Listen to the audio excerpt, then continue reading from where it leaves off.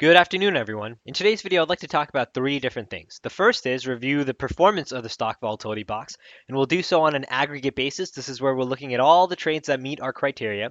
Then the second is we'll actually dive down deeper and we'll take a look at a specific stock trade. So this is the one going to be in NVIDIA, along with the SPYs and the Qs. So places where we had breaches, we'll look at three different breaches. And then finally, I'd like to conclude with a trade for tomorrow. This is a low risk, low probability trade, just to make sure we call that out. However, we set something very similar up last week, which cost us 16 cents to execute on the SPY, and we were able to get out for more than $1, sell that for more than $1. And so you can see how you don't really need to hit many of these in order for that strategy to pay off. So we'll set up something similar for tomorrow as well. Now, starting off with the first thing that we're going to talk about, looking at all the stock volatility box trades on an aggregate basis, I'll first start by talking about the number of breaches. Now, on Thursday and Friday of last week, when we started to see the volatility really start to pick up in the markets, via our live scanner, this is a scanner that we've built. It's almost like a machine, which is constantly updating with any place where we have a volatility box breach. We've outsourced all of that to the machine, and you as a human can really just sit there, pick and choose the stocks, your favorite stocks that you like to trade, stocks that you'd like to add as part of your portfolio, stocks that you're looking at shorting, etc. Right? So you had ample opportunity. However, on Thursday and Friday, we had more than 900 plus entries via that stock volatility box live scanner. And this is way more than we're typically used to seeing. Now, if we contrast that with today's activity, and this is before, again, eliminating some of the filters that we have, which I'll talk about in just a second, we had 229 trades that set up for today. So drastically less. You see that the volatility over the week really has started to subside just a little bit, and we're starting to get back into this means of what we call normalcy around volatility. Now, when we start to add in our two filters, the first is we're looking at trades between 6:30 and 10 a.m. Pacific. So this is in the morning hours where you still have enough time for follow through. And then the second is we add in an arbitrary filter of needing to be on our live scanner for 3+ minutes. The reason why we chose 3 really is so that these are trades in which you still had an opportunity to enter. I want to eliminate all of those really wishy-washy type symbols where if these are our levels, the stock price with just a wick hits it and then immediately goes and hits its target. We have a lot of these that set up, and you'll typically see them hit the live scanner and just disappear almost right away. And so by adding in this filter, we eliminate these sorts of trades and focus on the ones in which you can actually control, participate, and take advantage of. Now, using those two filters, we went down from our 229 trade opportunities down to 41 trades. So again, much more manageable, where you can pick and choose from these 41 tickers. All 41 are listed here, and you can really decide based off of the ones that meet really your trading style, your criteria, the stock prices you may be looking at, whether you trade options or just a stock, etc. Right? So you have tons of options here where you can pick and choose based off of what works well for you. Now, to highlight some of the bigger names that we had hit our live scanner today, or at least the more popular names that I think a lot of you would be looking at: GoGo, Peloton, Wayfair, NVIDIA. We'll spend a lot of time talking about NVIDIA in today's video, but that's the one in which we had a nice breach, but I think it just serves as a better example for other things, which we'll talk about in just a second. Then you had Purple, which I know is a stock that's been on a lot of folks' radars recently. Redfin, which had a brilliant move today. I think it was close to its record high move. At some point, it was up 10%. And even despite that, we still were able to use the volatility box to try and find areas to take profits off, know exactly where you should be starting to peel off some of your shares, options, whatever you may be looking at. Then Peloton one more time, this time off of the conservative. Accenture, Zscaler, and then we take a look again, Zscaler one more time, right? And so you get an idea. You can pause the screen. For all of our members that do have access to the tool, you can also go ahead and actually run these levels for all of these stocks to really just do some homework, try and practice, see what these trades look like. Really, our setup is a breach of the volatility box along with an edge signal. I know a lot of you substitute the edge signal with the V-score. I know a lot of you then also have your own different means of your proprietary signals that you've developed to try and use the volatility box zones along with your confirmation signal. So really, whatever works for your trading style, for us is the edge signal. Now, if I take this one step further in terms of this aggregate analysis, so we look at this quite often, right? So it's the time and trade. If we take a look, again, the sweet spot was a 5 to 15 minutes, and this is a repeating theme. So it's nice to see that this fact really still holds, that as long as something's on the live scanner for at least 5 minutes and no greater than 15 minutes, you have a fairly decent shot that that trade works. It gives you the target that we're looking at. So that's the first thing I'd like to talk about in this table. Now, the second one is around stock price. Typically, what a lot of people at least think happens, at least least when you look at this on a P&L basis, is that you have more expensive stocks that are leading to the P&L here. You'll notice in today's case, that was not the case. In fact, the sweet spot was the $50 to $100 stock price zone, which gave us the highest P&L for the day compared to some of the other tickers, with 100 to 200 being the one that was negative. So that was interesting to see. Again, you would expect the 100 to 200 to be a bit more negative, especially if you did have just one or two losses there, which then takes us to this final table, right? And this is where we break it down in terms of our four different models that we have. So you can either be on the aggressive and be looking at either a long or a short, or you can be on the conservative model looking at either a long or a short. Now today, for the most part, you are above that 60% zone outside of the conservative longs. In the conservative longs, you had 5 entries, out of which only 20% worked for a net P&L of negative 1.61. Now the other interesting that I thought was the aggressive shorts. You had 12 trades, that's almost a 67% win rate, but still marginally negative here. However, when you start to then look at things like the aggressive long, and this is really the trade that's set up most frequently today, there you had 23 different opportunities, a winning percentage rate of 60.87%, so almost 61% here. But we'll just use 6 out of 10 trades. The way you think about that, 6 out of 10 trades were winners, with 4 not being winners. So that's a pretty nice probability percentage. At least should give you a higher degree of confidence in at least putting faith in these models, and then using these models again as zones to try and find reversal areas.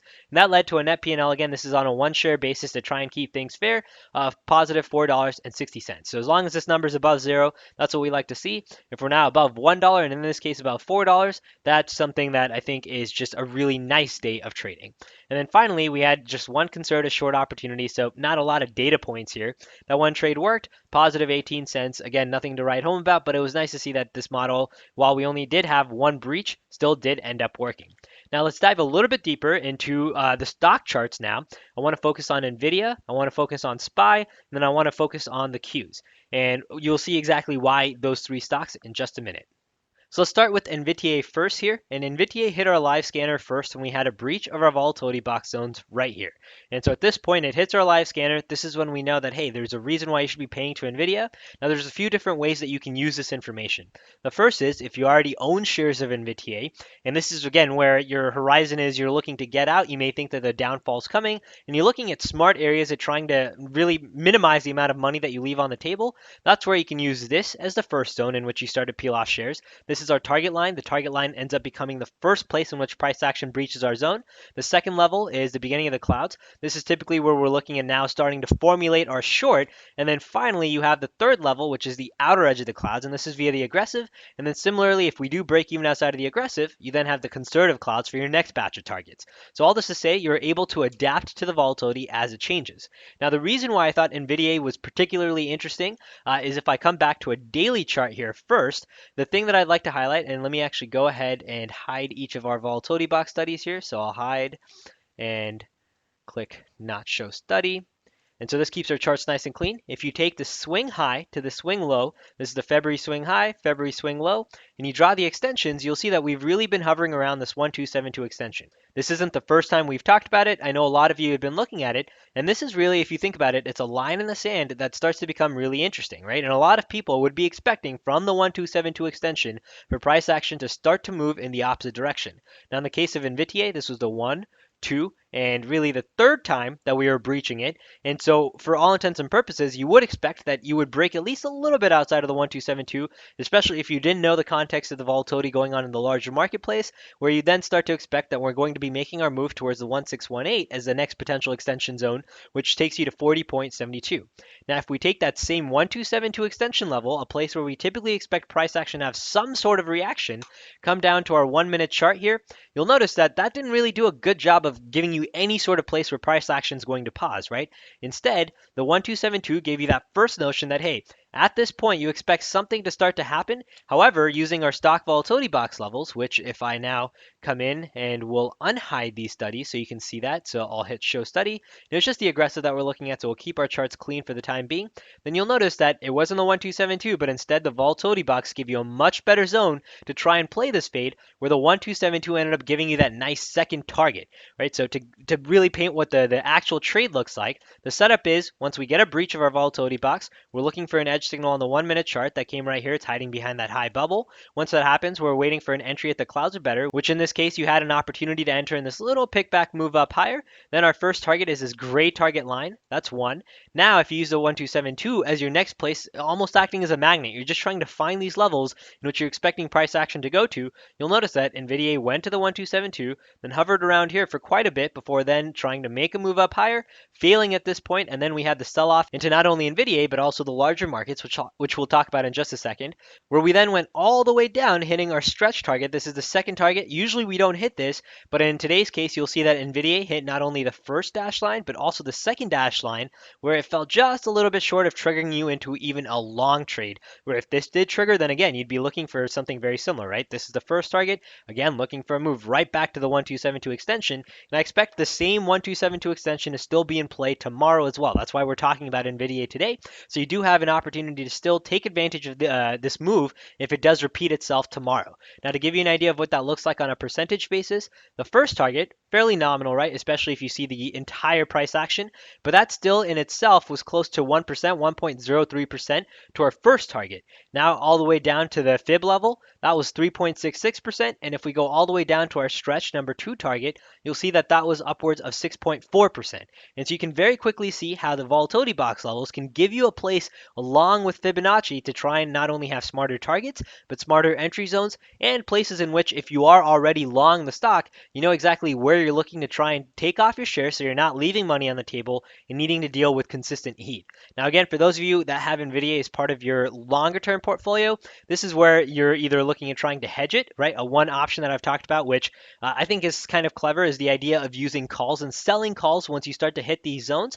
And then in the same day, you have an opportunity to close that call out for usually more than 40, 50%, which ends up just becoming a really nice way to, again, add more income to that position. And so that's why I think NVTA today was a beautiful example of, I think, a stock that's on a lot of folks' radars, a stock that is in a lot of folks' portfolios, and a couple different ideas on how you could manage the position using the volatility box levels in conjunction with the Fibonacci levels as well.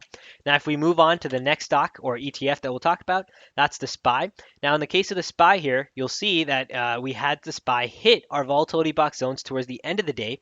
This is where we hit our long entry, and usually we're looking for this breach to happen by 10 a.m. Pacific. And so in today's case, that happened where really, for all intents and purposes, it could be questioned that you would not have had enough time for follow through. That happened at 12:15 p.m. Pacific Standard Time. But you see, even here, you had price action breach. You then had the edge signal on a 1 minute chart. This is a free indicator we give to all of our members. Once we had that, this is our confirmation signal. And for those of you wondering, there's no special magic here or anything. It's really our special coded version of an overbought, oversold confirmation signal. So if you have your own means of doing so, you can use that as well. We found this to be pretty accurate.